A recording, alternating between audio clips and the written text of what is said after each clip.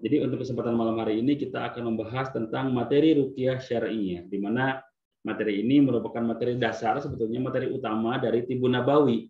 Karena apapun metode yang kita laksanakan, terapi yang kita kuasai, tapi tanpa ruqyah, maka Tibun Nabawinya kurang lengkap. Tibun Nabawinya kurang bisa kita aplikasikan keseluruhan gitu. Karena tanpa ruqyah, ruh dari Tibun Nabawi itu tidak terlihat keseluruhan. Oke, kita pandai dalam membekam, kita ahli dalam membekam, kita terampil dalam membekam, tapi kita tidak bisa meruqyah. Ya mungkin hanya sebagian saja Tibun Nabawi yang kita kuasai. Begitupun kita menguasai herbal, kita menguasai gurah, kita menguasai fasdu. Tapi tanpa menguasai ruqyah, maka itu sebetulnya belum maksimal. Oleh karena itu, ruqyah merupakan ruh daripada kegiatan atau metode pengobatan Tibun Nabawi. Oleh karena itu, dalam setiap kesempatan pelatihan, baik itu pelatihan bekam, baik itu pelatihan herbal, maka saya selalu menyelipkan materi ruqyah syariah ini supaya kita bisa mendapatkan ruhnya. Ya.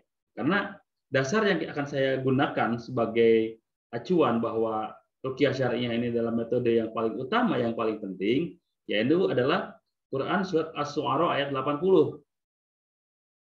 Di Quran Asy-Syu'ara ayat 80 berbunyi wa idza maridtu fa huwa yashfin. Dan apabila aku sakit, dialah Allah Subhanahu wa taala yang menyembuhkan aku. Nah, di sini kan sudah jelas bahwa dalam ruqyah syariah itu kita mengedepankan hakikat dari kesembuhan. Siapa yang menyembuhkan kita? Ya Allah. Siapa yang membuat kita sakit? Ya sama Allah juga gitu. Jadi kalau Allah yang membuat kita sakit, maka ya selayaknya lah kita minta kesembuhan kepada Allah gitu. Kita bisa meruqyah, apakah bisa dikatakan kita sebagai penyembuh? Tidak. Kita hanya sebagai seorang pengobat. Kita tidak punya kemampuan apa-apa. La haula wala quwata illa billah gitu. Makanya ini acuan kita. Wa idza maridtu fa huwa yasfin. Dan apabila aku sakit, maka dialah Allah yang menyembuhkan aku. Jadi ingat ya, sebagai praktisi Tibun Nabawi, ini yang harus kita sampaikan pertama kali kepada pasien-pasien kita. Ini yang harus kita sampaikan kepada klien-klien kita di awal pertemuan kita, di awal materi kita, di awal terapi kita. Jadi kita yakinkan kepada pasien bahwa siapapun yang mengobati, ibu, bapak, tapi kalau Allah yang belum bisa menyembuhkan, ya bukan belum bisa, tapi belum mengizinkan untuk sembuh, maka ya mustahil bisa mendapatkan kesembuhan. Tapi ingat, untuk mendapatkan izin Allah mendapatkan kesembuhan, kita harus kuasai dua hakikat yang sebelumnya, seperti yang sudah saya jelaskan di materi sebelumnya ya, bahwa hakikat kesembuhan itu ada 3 syarat kesembuhan itu. Yang pertama, tepat diagnosa. Makanya saya pelajari dulu diagnosa di awal. Yang kedua, tepat obat atau penanganan atau terapi. Tepat pengobatan maksudnya di sini ya. Baik itu obat yang diberikan secara herbal, baik itu terapi yang digunakannya seperti bekam kah, akupuntur kah, gurah kah, pembetulan tulang belakang kah, dan yang lain sebagainya. Nah, kalau sudah diagnosanya tepat, pengobatannya tepat, maka yang ketiga berlaku, diizinkan oleh Allah. Nah, syarat untuk bisa diizinkan oleh Allah, 2 tadi harus tercukupi dulu gitu. Karena Allah tidak akan mungkin bisa mengizinkan kita untuk sembuh kalau yang 2-nya tidak tercukupi. Contohnya ada orang yang patah tulang, tapi kita mengobati dengan bekam, kita mengobati dengan gurah. Mungkin nggak bisa sembuh pasien kita. Kecil kemungkinannya. Kenapa? Karena salah penanganannya. Patah tulang ya ditangani dengan pijat tulang, dengan pembetulan tulang belakang gitu. Pembetulan tulang gitu. Kalau misalkan ada luka, ya disembuhkannya dengan ditempeli herbal-herbal untuk bisa menutup luka gitu. Walaupun bekam memang pengobatan Rasulullah, walaupun bekam dibawa pada saat Isra Mi'raj, tapi tetap proporsional penggunaannya. Tidak mungkin kita memberikan terapi bekam kepada orang-orang yang tidak tepat untuk bisa dilakukan gitu. Contoh tadi, orang yang patah tulang kita bekam kan tidak cocok. Orang yang patah tulang kita gurah juga tidak cocok gitu. Makanya kita harus cocokkan dulu, sesuaikan dulu diagnosanya supaya benar-benar yang diberikan oleh kita itu merupakan terapi yang tepat untuk pasien-pasien kita. Supaya yang ketiga tadi, supaya Allah mengizinkan orang tersebut sembuh. Ya. Karena siapa yang menyembuhkan? Allah yang menyembuhkan. Ini dalil utamanya di Asy-Syu'ara ayat 80. Ya. Kemudian wa nunazzilu minal Qur'ani ma huwa syifaa'un wa rahmah wa rahmatul lil mu'minina wa la yazidu mu'minina illa ini di Al-Isra ayat 82. Dan kami turunkan Al-Quran sesuatu yang menjadi penawar dan rahmat bagi orang-orang yang beriman. Dan Al-Quran itu tidaklah menambah kepada orang-orang yang zalim selain kerugian. Jadi ini ya dengan masuk haji berarti jelas ya bahwa Allah menurunkan Al-Quran sebagai apa? Ya, bahwa Allah menurunkan Al-Quran sebagai sifat dan rahmat, sebagai penyembuh ya dan rahmat. Ya, penawar atau obat atau penyembuh dan rahmat. Jadi jelas Al-Quran sebagai sifat. Nah, makanya para praktisi ruqyah syariah itu melakukan kedua ini. Yang pertama meyakini bahwa Allah yang menyembuhkan, yang kedua menggunakan Al-Quran sebagai media penyembuhan. Dua ini yang perlu kita kuatkan. Pak, suaranya putus-putus. Di yang lain gimana? Di yang lain putus-putus juga enggak?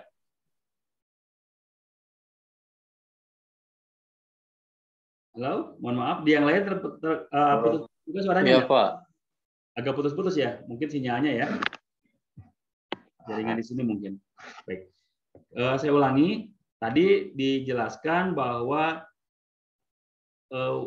Al-Quran adalah dialah Allah yang menyembuhkan, dan di sini dijelaskan di Al-Isra ayat 82 dijelaskan bahwa Al-Quran sebagai sifat. Makanya praktisi ruqyah syariah itu mengutamakan dua ini. Yang pertama tauhid yang menyatakan bahwa Allah yang menyembuhkan, yang kedua Al-Quran sebagai sifatnya. Ya, maka seorang praktisi ruqyah syariah tauhidnya harus kuat dan pemahaman akan Al-Qur'annya pun harus selalu ditingkatkan. Tapi saya membacanya masih terbata-bata. Alhamdulillah, walaupun masih terbata-bata, tapi masih ada upaya untuk memperbaikinya. Allah akan memberikan ganjaran 2 kali lipat. Ya, pertama pahala membacanya, yang kedua pahala belajarnya. Jadi saya nggak mungkin jadi seorang ruqyah karena bacaan saya masih jelek. Nggak mungkin saya menjadi seorang ruqyah karena bacaan Al-Quran saya pun belum fasih. Tidak masalah Bapak Ibu. Karena untuk menjadi seorang ruqyah itu sebetulnya bukan bacaannya yang utama, tapi niat di dalam hatinya yang terpenting. Ya, niat di dalam hatinya yang terpenting. Bagaimanapun seorang yang fasih bacaannya, hafal Al-Quran di dalam otaknya sampai 30 juz gitu ya. Tapi niatnya tidak karena Allah, begitu kita menemukan pasien, begitu menemukan klien, ya tidak akan Allah berikan kesembuhan. Karena, nah di sini saya akan mulai jelaskan materi yang selanjutnya karena sini sebentar.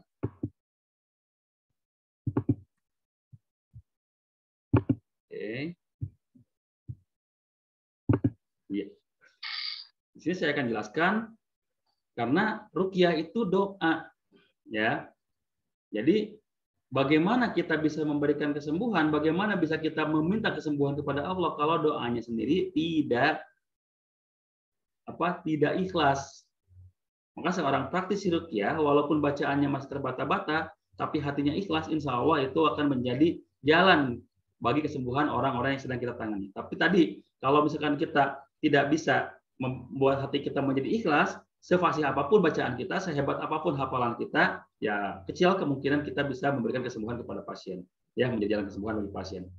Oleh karena itu, ada aturan dalam ruqyah, ya, ada aturan dalam ruqyah. Yang pertama, tidak meyakini bahwa bacaannya yang menyembuhkan atau ruqyahnya yang menyembuhkan.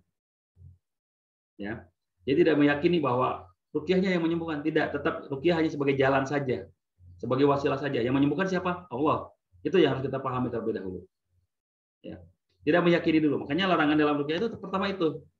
Ya, larangan dalam pertama itu adalah tidak meyakini bahwa ruqyah yang menyembuhkan. Yang kedua, tidak meyakini bahwa si peruqyah yang menyembuhkan.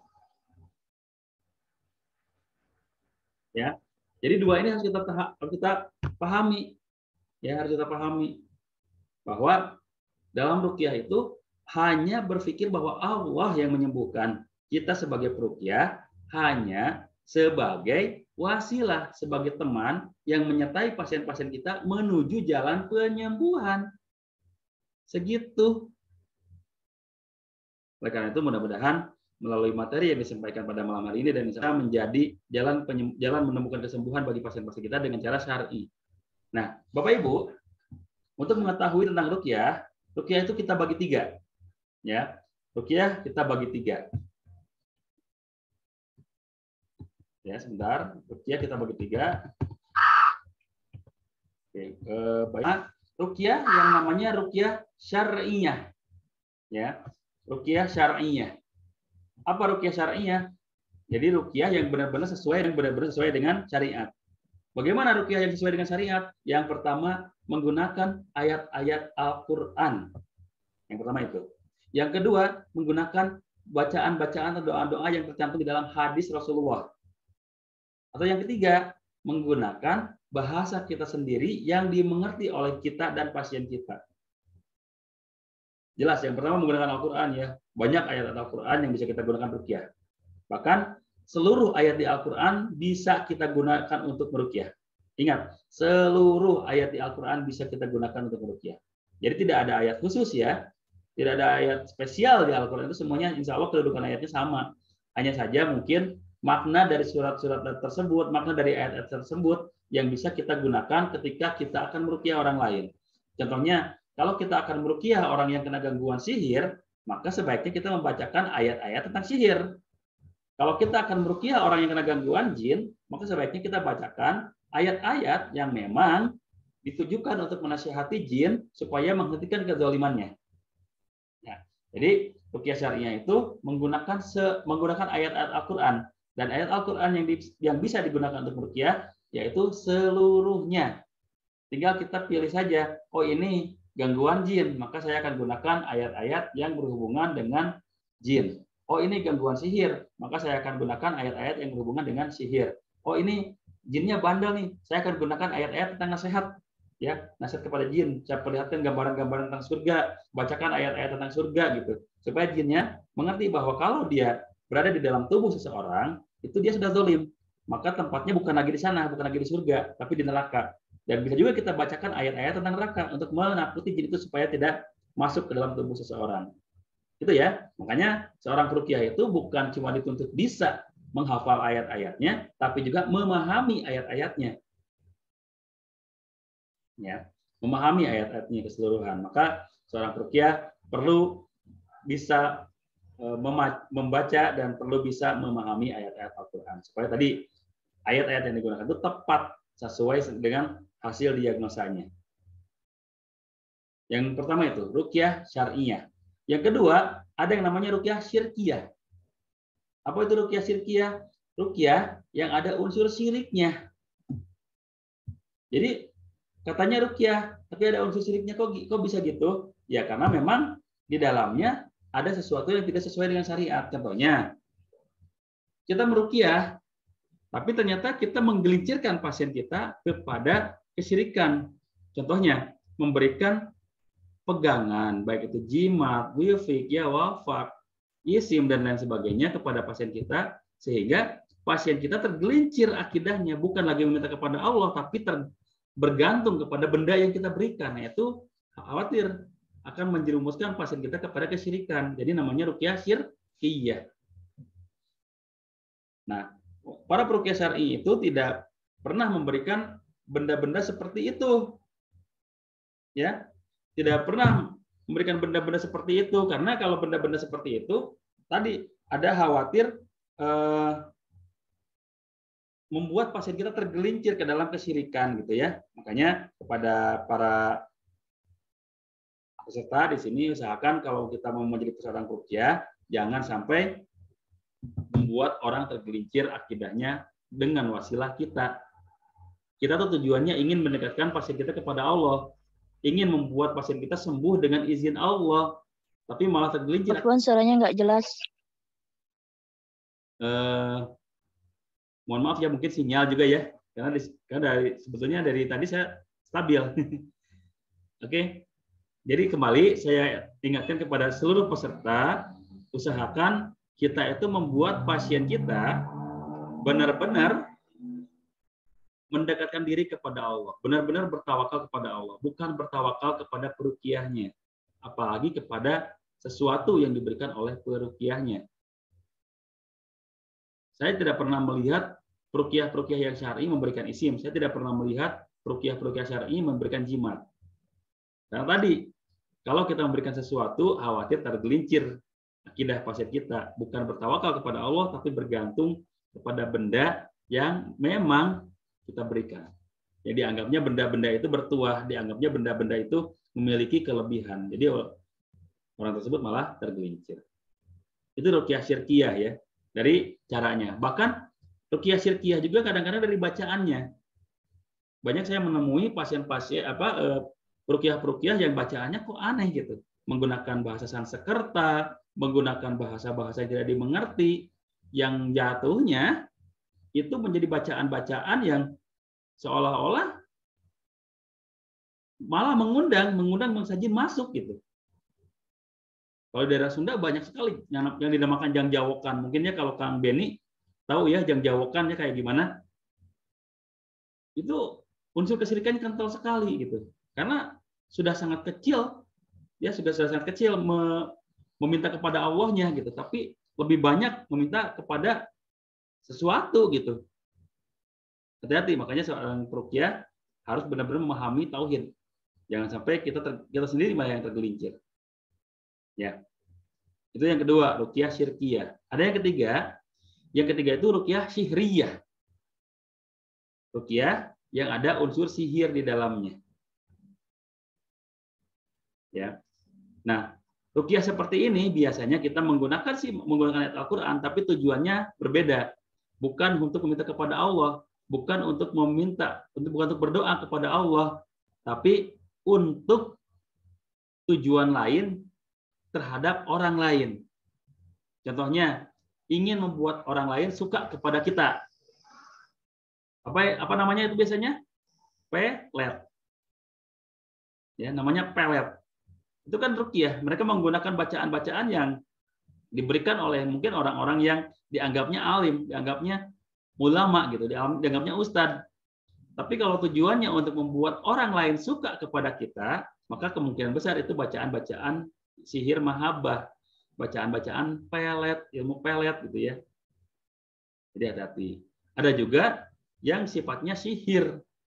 Ini tadi kan jelas ya, sihriyah. Jadi ada unsur sihir. Ingin membuat orang lain celaka, ingin membuat orang lain menderita, macam-macam gitu. Nah itu pun adalah salah satu contoh ruqyah yang memang tidak dianjurkan. Satu ruqyah yang paling utama yaitu ruqyah syar'iyah. Ruqyah yang benar-benar hanya meminta kepada Allah. Nah sekarang kita ingin tahu nih teknik dalam ruqyah seperti apa. Ya, teknik dalam ruqyah itu seperti apa sih? Simpel sebetulnya teknik dalam ruqyah ya, tidak terlalu rumit. Kita yang pertama mengajak pasien itu berdoa kepada Allah meminta kesembuhan. Yang kedua, kita bacakan ayat-ayat Al-Qur'an kepada pasien tersebut supaya pasien tersebut tersentuh kolbunya dengan bacaan ayat Al-Qur'an kita. Kenapa harus tersentuh kolbunya? Karena jin tinggal atau setan itu tinggal di dalam kolbu setiap manusia. Dan mengganggunya pun di kolbu kita gitu. Makanya suka ada penyakit-penyakit hati, ada penyakit-penyakit kolbu gitu. Ujub, riya, takabur ya, dan lain sebagainya. Itu memang jin itu, setan itu tinggal di kolbu kita. Makanya kalau orang beriman, ketika dibacakan ayat Al-Qur'an, maka bergetar kolbunya. Dan itu yang membuat jin-jin di dalam tubuhnya, di dalam kolbunya merasa tidak nyaman. Ya. Makanya yang pertama harus dilakukan oleh ruqyah adalah membacakan ayat-ayat Al-Qur'an kepada pasiennya. Nah, setelah dibacakan ayat Al-Qur'an, maka yang kemungkinan terjadi adalah terjadinya reaksi. Reaksinya macam-macam ya, tidak semua pasien yang diruqyah itu kesurupan. Tidak semua pasien yang diruqyah itu muntah-muntah.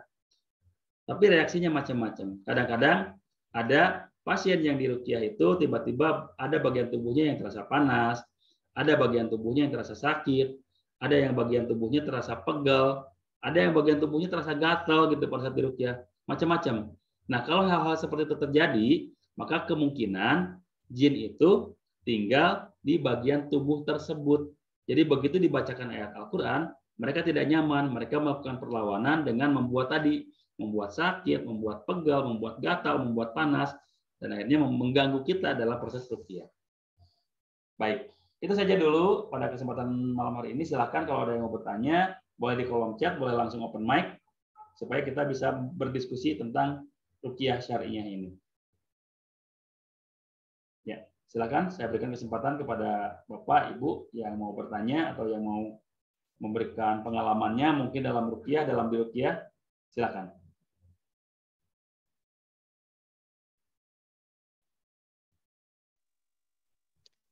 Saya izin tanya, Pak. Ya, silakan. Bismillah, Assalamualaikum warahmatullahi wabarakatuh. Waalaikumsalam warahmatullahi wabarakatuh. Assalamualaikum warahmatullahi wabarakatuh. Ya, bagaimana cara mendiagnosa seseorang? Cara mendiagnosa seseorang apabila kita ingin meruqyahnya? Bagaimana cara mengetahuinya? Apakah ada gangguan jin atau gangguan yang lain? Kasih Pak. Assalamualaikum warahmatullahi wabarakatuh. Waalaikumsalam warahmatullahi wabarakatuh. Nah, ini insya Allah ada di materi besok ya. Kita besok akan membahas tentang ciri-ciri gangguan. Karena yang besok kita akan bahas ada tiga ciri-ciri gangguan. Yang pertama, gangguan jin. Gangguan jin seperti apa? Gangguan jin yang mungkin akibat kesalahan kita yang pernah mengganggu jin. Kok bisa kita mengganggu jin? Kita tahu dalam hadis ya, jin itu tinggal di lubang-lubang. Jin tinggal di atap rumah. Jin tinggal di tempat-tempat yang memang sudah lama tidak ditinggali oleh manusia. Ya. Nah, kalau kita mengganggu jin itu tanpa berdoa kepada Allah, tanpa meminta pertolongan kepada Allah, maka kemungkinan kita akhirnya terkena gangguan jin. Contoh, kita masuk ke rumah yang baru dihuni gitu, baru kita datangi. Kita tidak berdoa dulu, tidak mendoakan dulu rumah kita, tidak meruqyah dulu rumah kita, maka kemungkinan kita akan terkena gangguan jin. Ya. Atau mungkin saya pernah punya kasus gitu ya. Ada anak kecil yang mohon maaf pria, kemaluannya tiba-tiba bengkak. Pas diruqyah reaksi. Ya, pas diruqyah bereaksi, kemudian reaksinya apa? Ternyata dia pernah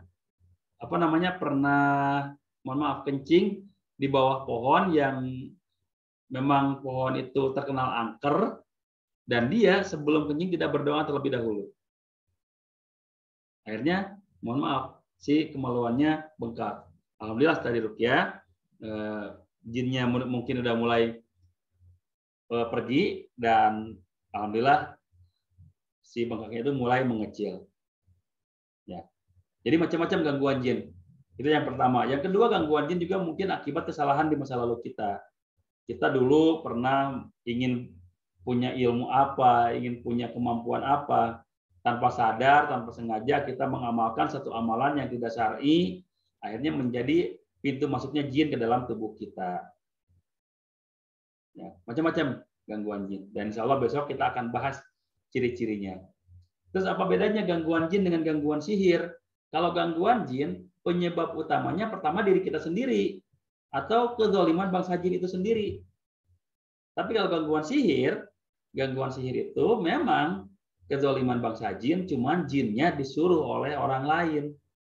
Yang tujuannya tadi ingin membuat kita bisa celaka, bisa justru ingin membuat kita suka kepada yang menyuruhnya. Di pelet tadi ya, contohnya gitu. Hanya kalau gangguan sihir kadang-kadang perubahannya itu drastis, tidak seperti gangguan jin ya. Kalau gangguan jin kadang-kadang bertahap gitu. Sakit dulu, panas dulu, pegal dulu gitu ya bagian tubuhnya itu. Tapi kalau gangguan sihir, jangankan fisiknya, tapi psikologisnya pun bisa berubah secara drastis. Apalagi untuk ahwat-ahwat ya. Ahwat-ahwat yang punya gangguan ini, gangguan pelet ya, itu biasanya parah. Ya, parah sekali gitu perubahan drastis, perubahan psikologisnya. Awalnya dia memang hormat kepada orang tuanya, awalnya dia berbakti kepada orang tuanya. Begitu ada orang yang suka kepada dia tapi dianya menolak, maka jin berperan di situ, sihir berperan di situ. Kalau orang dulu bilang cinta ditolak bukan bertindak ya, orang itu menyihir si perempuan ini yang asalnya sayang, yang asalnya berbakti kepada orang tua, tiba-tiba membangkang, tiba-tiba melawan, dan hanya dengar omongan si prianya saja. Si pria yang pernah ingin mendekatinya itu gitu.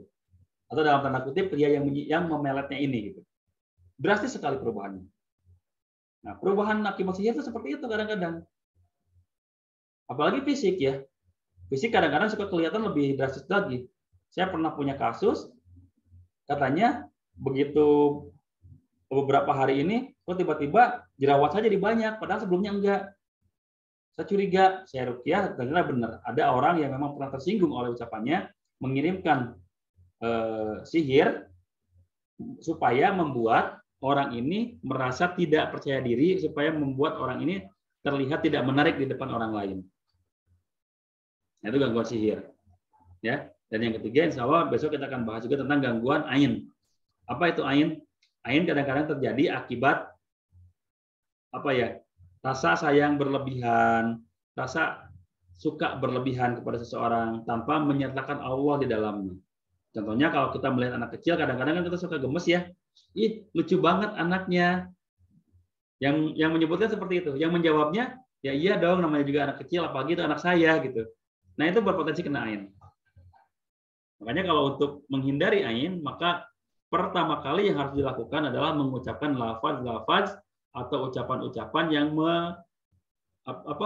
membawa nama Allah di dalamnya. Contohnya kalau kita melihat anak kecil yang lucu, Masya Allah, lucu sekali ya anak ini. Subhanallah, kamu pinter banget. Ya, Masya Allah, kamu cantik banget. Ya, jadi sertakan Allah di dalamnya supaya kita terhindar dari penyakit ain. Nah, tadi kalau kita memuji orang lain, tapi kalau begitu kita mendapatkan pujian, maka kita pun harus menyertakan Allah di dalamnya. Ya, kita pun harus menyertakan Allah di dalamnya. Masya Allah, kamu berbakat banget ya dalam hal ini. Alhamdulillah, jawabannya seperti itu. Alhamdulillah, barakallah. Ini adalah berkah dari Allah. Insya Allah, kalau kita sudah senantiasa membiasakan itu, maka kemungkinan kita terkena gangguan ain itu kecil sekali. Ya.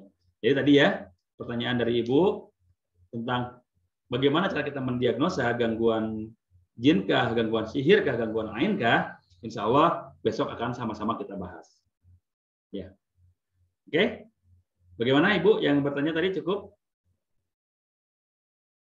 Atau sudah tidak ada di sini? Oh iya, sudah tidak ada ya. Baik, yang lainnya barangkali masih ada yang mau bertanya? Assalamualaikum Pak. Oh iya, silakan. Salam.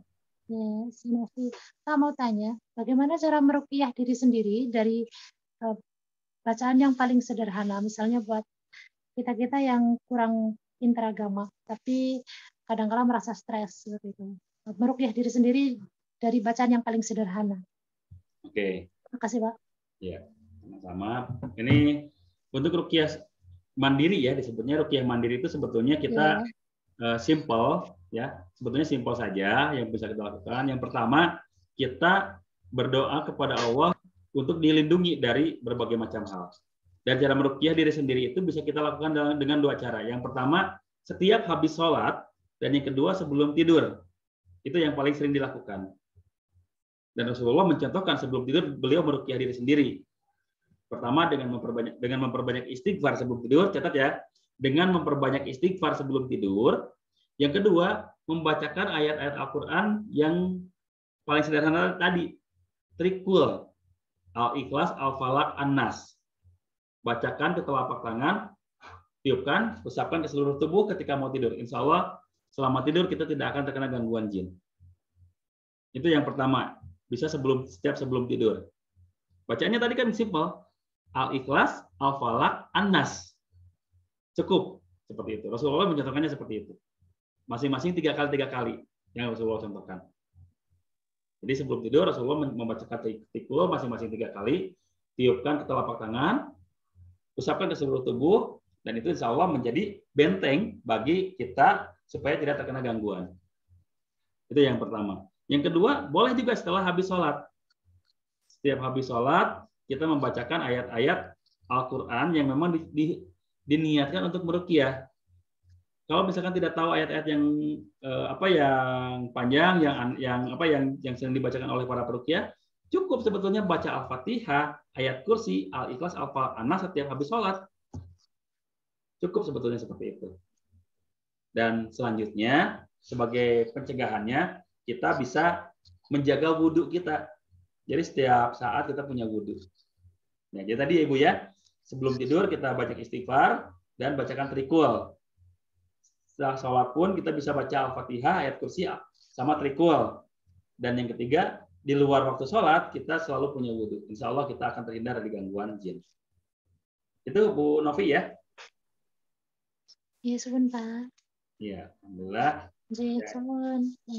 Mudah-mudahan besok kita bisa lebih banyak lagi yang hadir supaya diskusinya lebih maksimal. Barangkali yang lain sekarang lagi ada kegiatan, ada urusan. Insya Allah kita bisa melaksanakan agendanya lebih maksimal lagi besok hari. Mungkin itu saja untuk kesempatan malam hari ini. Supaya tidak terlalu malam waktunya, insya Allah kita akan teruskan besok. Kita lanjutkan dengan link yang tetap yang ini, insya Allah linknya masih tetap yang ini. Mudah-mudahan ada hasil dari pertemuan ini. Itu saja yang bisa saya sampaikan pada kesempatan malam hari ini. Terima kasih atas waktunya. Mohon maaf jika banyak kesalahan. Mohon maaf juga atas ketidaknyamanan waktu di beberapa hari ke belakang. Insya Allah kita akan tetap lanjutkan sebagai konsekuensi dari perjanjian kita ya akan kita bahwa kita melaksanakan Sunnatul Nabawi itu dengan materi-materi yang sudah dijanjikan. Akhirul kalam, wabillahi taufiq wal hidayah. Assalamualaikum warahmatullahi wabarakatuh. Waalaikumsalam warahmatullahi wabarakatuh. Izin Bapak Ibu ya.